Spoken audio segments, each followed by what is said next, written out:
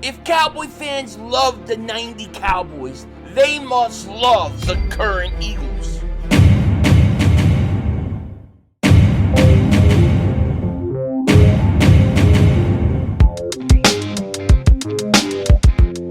Dallas still stinks. Yo, by the way, Dingbat here.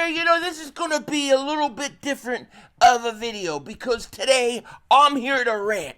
I'm here to get some stuff off my chest, off-season stuff that I just gotta say because I'm getting a little bit tired of the narratives. If you look out there and you listen to what the national pundits are saying and what all these so-called experts are saying, you would think the Eagles are going to stink this year. You're going to think that this team got lucky last year, that it's all coming apart, that they're taking away the only play that they could do to be any good. I'm so tired of it, and I'm going to have to get it off my chest today.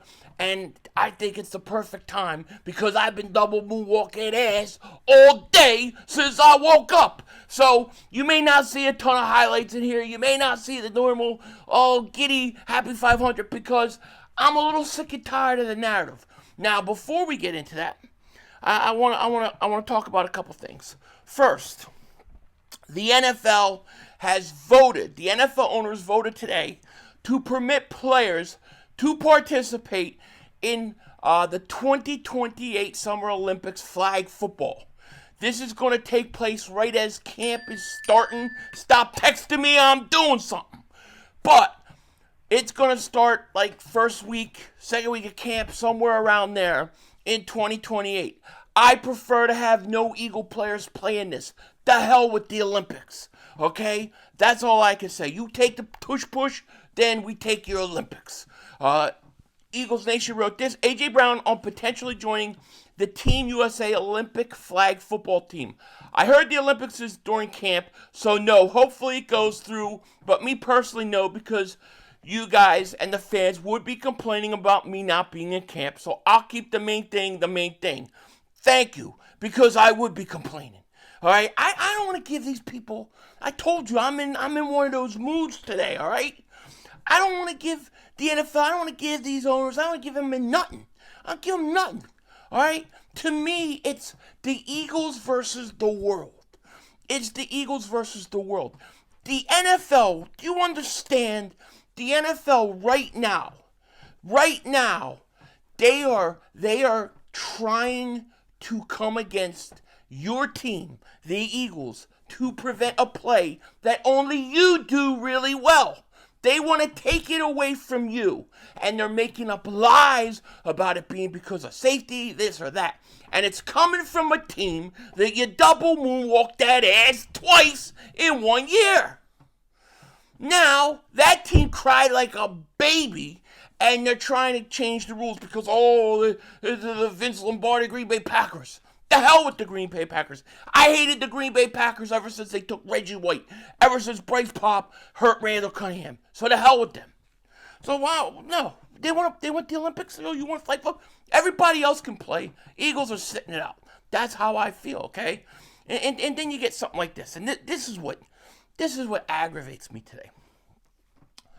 PFF, top 10 players under 25. They got Penny Sewell, Puka Nacua, Kyle Hamilton, Jaden Daniels, Trent McDuffie, Jared Verse, Will Anderson, Brian Branch, Bijan Robinson, and Jamar Gibbs. Not one Eagle. Now you explain to me how Jalen Carter's not one or two on this list. Explain it. The Eagles, Jalen Carter's not on the list. Quinyon Mitchell's not on the list. Cooper DeJean is not on the list. Hell, you could make an argument for Nolan Smith should be on the list. And by the end of next year, Jalen Hunt will be on the list. This is ridiculous. And this is what I'm talking about. This is what we deal with all year, all the time, every year, year in, year out. You go to the Super Bowl, and it's, all season we've heard this, right? Oh, well, the Eagles, they won't go back to the Super Bowl because Saquon Barkley ain't running for 2,000 yards. Oh, because Jalen Hurts is going to have to throw more. Oh, well, the Eagles lost too much on the defensive line. They can't go back. Oh, the Eagles don't have a corner. Oh, the Eagles, N'Kobe Dean got hurt. They don't have any linebackers. Oh, what are the Eagles going to do now? They lost the right guard. It's always something. It's always something. Yet this team keeps winning and winning and winning. So I'm here to tell you, don't listen to these people, okay? My cat's running around crazy playing because they're not listening to these people.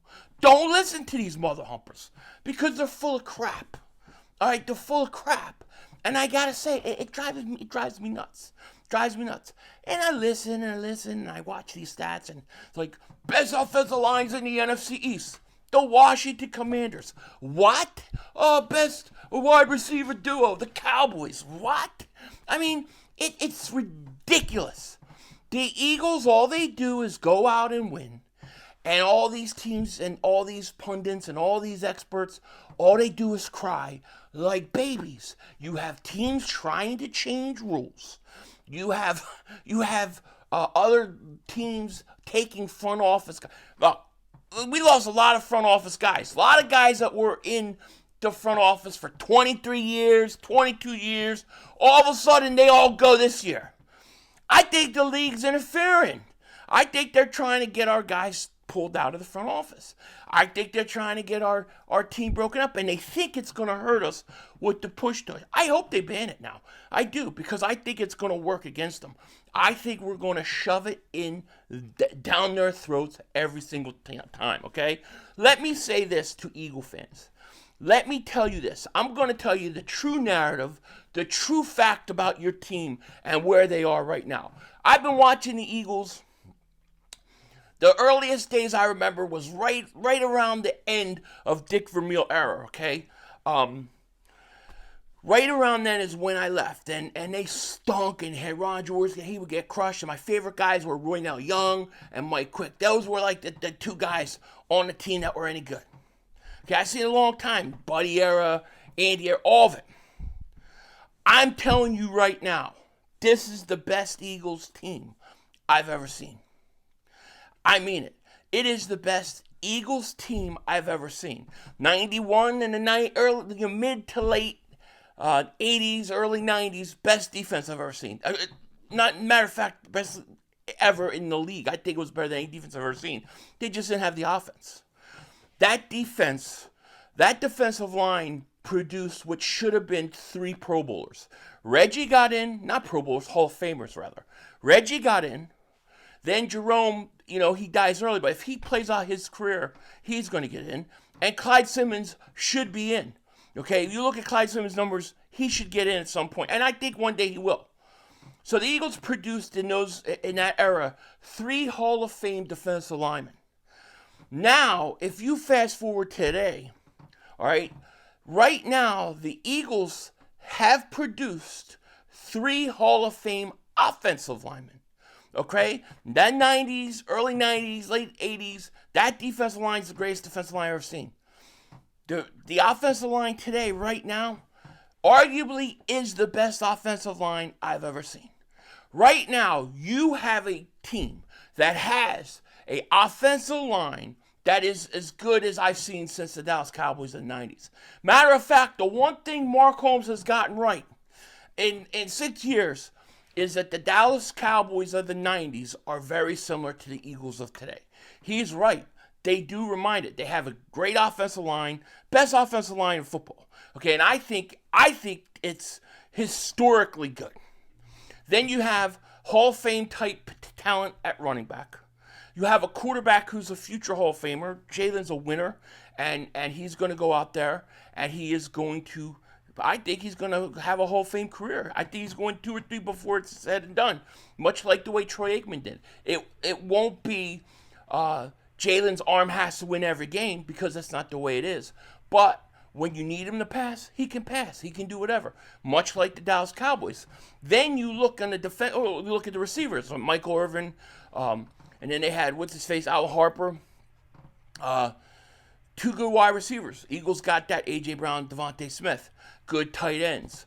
So to me, the Eagles are very similar to that 90s Cowboys team. Also, defensively, I think they're very similar. They're young. They're fast. That Dallas defense was fast. Sideline to sideline, they were very fast, and they were very good. In a lot of ways, that defense for the Cowboys was underrated because of the offensive line and the running game. That's what got all the attention. But the truth is their defense was underrated. I think the Eagles are built very similar. So what I'm saying to you is that this team is not built for one Super Bowl and then they're going to take 4 or 5 steps back. What you're seeing is the beginning of a team that is going to go out and win 3 Super Bowls, 2 Super Bowls, 3, 4 Super Bowls. They're about to dominate for years to come. It isn't changing anytime soon, okay? Just because you lost Josh Sweat, just because you lost Milton Williams, doesn't mean it's over. You got the youngest defense really in the league right now. You had one of the youngest ones, if not the youngest last year, and you were number 1. Things are not changing. This is one of the better teams in football, not just for the Eagles, but in football that I've seen in a long time. And I'm really willing to bet this team's going to pull 2 or 3 Super Bowls total. I really believe that. This is a good team. And it's the closest offensive line-wise that you've had. It's the best offensive line the Eagles have right now that I've seen since the Dallas Cowboys of the 90's. I think they're historically that good. They produced 3 Hall of Famers at minimum, right? Lane's going to get in.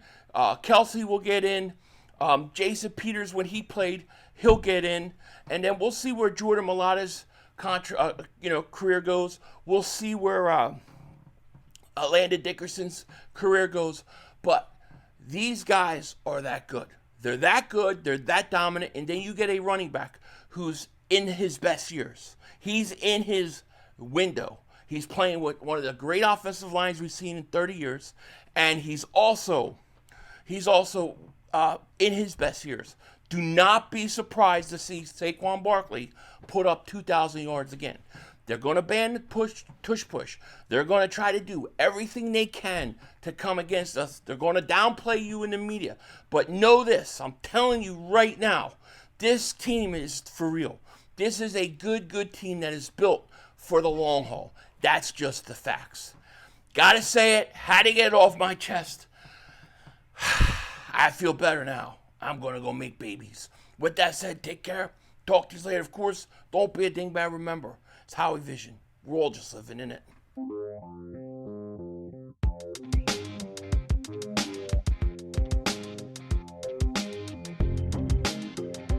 Is it me? I mean, seriously, is it me? Or is it like the Packers are sore losers? Like, they're sore losers. If you were going to try to do this ban, if you're going to try to do it, the worst team you could have try to do it and make this proposal is the Packers, is a team that the Eagles have beaten twice and knocked out of the playoffs. Because to me, they look like a bunch of babies. And I'm not forgetting it anytime soon. Packers, man, just give them a pacifier, give them a bottle, somebody wipe their ass because their diapers need changing. Denzel Washington out. That's all, folks. The brother screwed us.